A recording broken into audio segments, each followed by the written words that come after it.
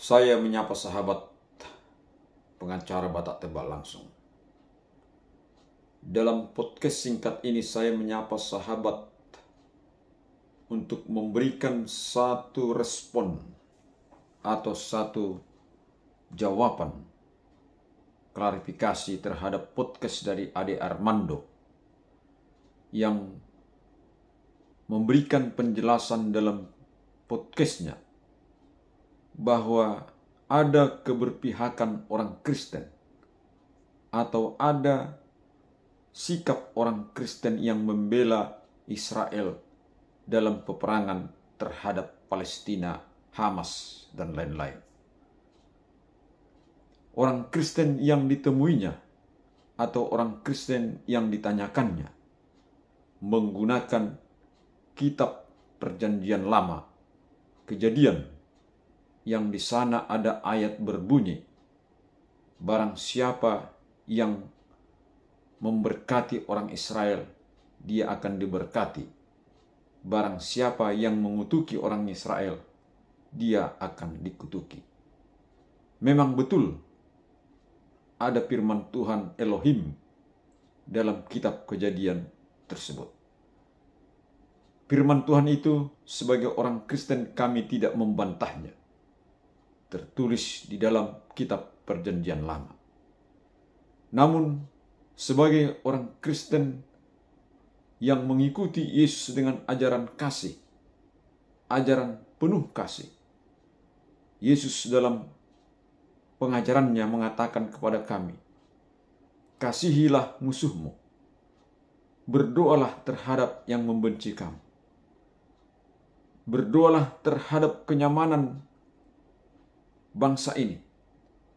Itulah pengajaran yang diberikan oleh Yesus kepada kami.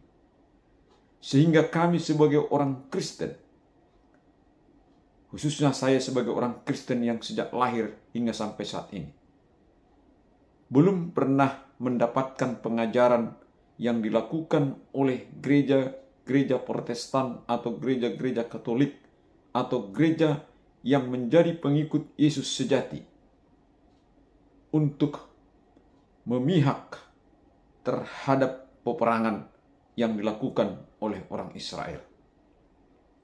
Tetapi kami diajarkan untuk mendoakan agar Tuhan menjamah Israel, menjamah Palestina, menjamah Hamas, menjamah siapapun yang menimbulkan terjadinya peperangan itu, sehingga mereka saling mengasihi, berdamai, saling merangkul, saling memaafkan, bahkan jika perlu mereka saling mengampuni.